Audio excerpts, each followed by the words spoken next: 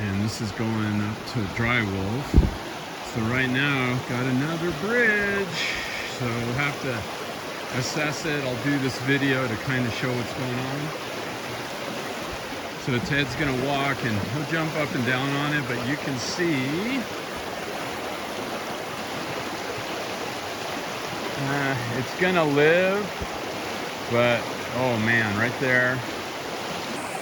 Man, it's right in the current. So right there. All right, there is the weak spot.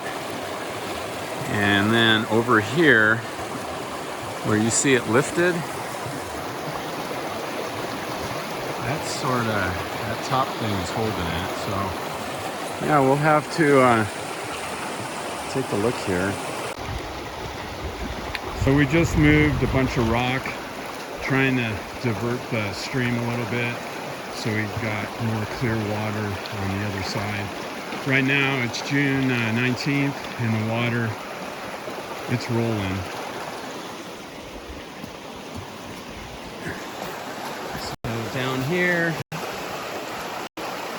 and then we also put the rocks so that if this breaks anymore, at least it has a little bit to sit on, so it doesn't break all the way as somebody's coming up. So this is a bridge that is cattywampus that we saw last night, and we came, and the Forest Service has a 3-person crew, and they did a ton of work. Holy moly! So they're here for a little bit more, and they got to be back, but hopefully we'll take over, and we'll get that a little more level. But right now, that thing is awesome. And then this is your resident crew here. Introduce from oldest to youngest. I'm Jay. Jay? She's next. Emma. Emma, really? Memphis. Memphis, cool. So I got my boys coming and we'll see what happens. So we've been just bringing as much rock as we can out while we got these guys. So built this pier just to give the bridge more support. That rock right on top of that little tile there. That one there. Gonna grab that. That's a beauty. All right, so we're gonna go to the other side and they're setting up jacks.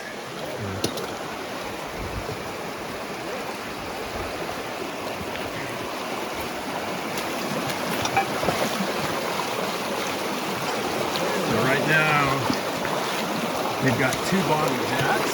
One's right there with that lever, and then the other one's here. And we're trying to raise up the bridge enough to stick some more rocks in there.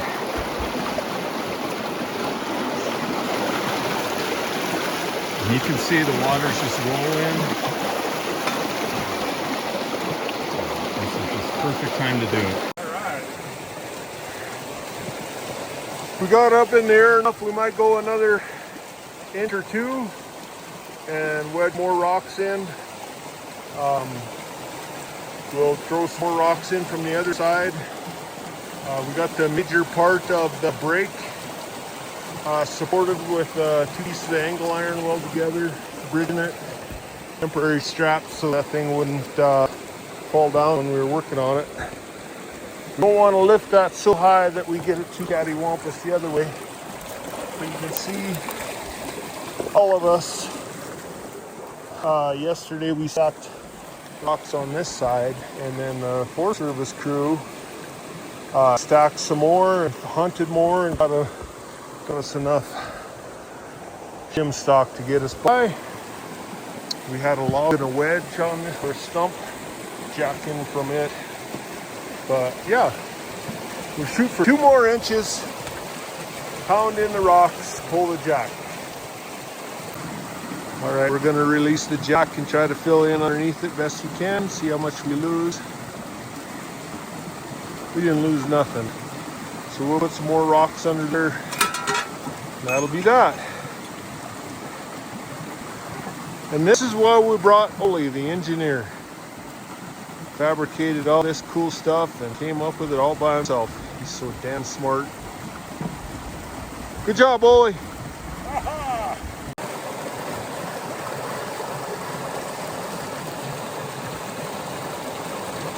Well, I think it'll take a while for the planks to settle out.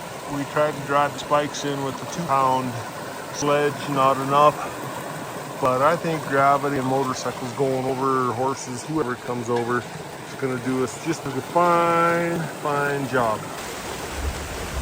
6 ratchet straps to hold the red iron in place so it wouldn't fall when we were working it. Plus it's kind of holding things together, not so tight that it'll break the ratchets, but it's there in case the rock washes out.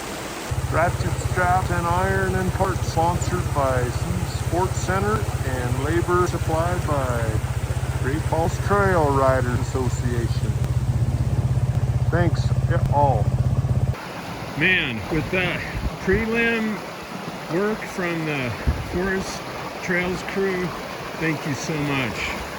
And so what I end up doing is packing the rocks up, jacking it up, and then we had that metal, and so that's underneath the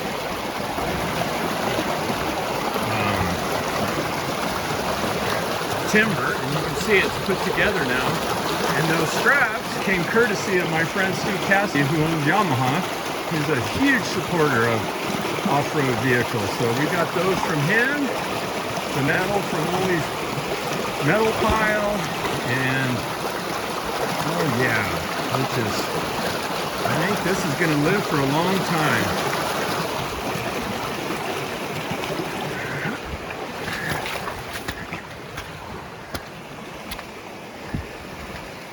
Got it from over here. So we threw these rocks starting yesterday, and then Forest crew added more today. So thank Bob Glico's crew for that. And then we take a walk across, and it's as level as you're gonna get. And we're gonna fill this in a little bit. The approach, I've got the Pulaski, so we'll fill that approach in. And this is a great before and after. So we saved another bridge.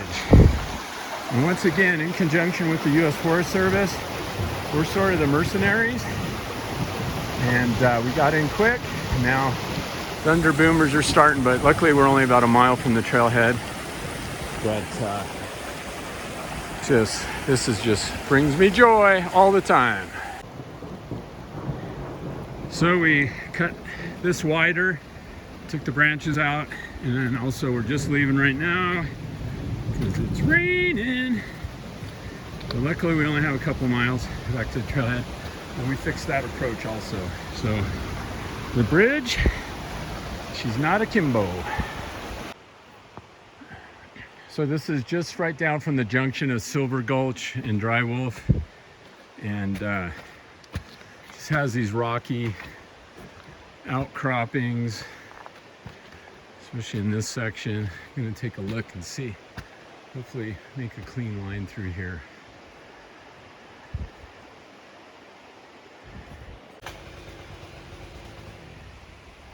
So there's the after. It's starting to rain. It's getting late. We just finished with the bridge. This is sort of busy work, lots of busy work. All these rocks, try to put them on the edge with the embankment more, widen the trail. Ole just went up, everything looked good. That's just the rocky rock. And then this is the last kind of technical section right here, that route. But people should be able to go right up that when it's dry. So eventually come back and do that, but we're gonna go chase trees.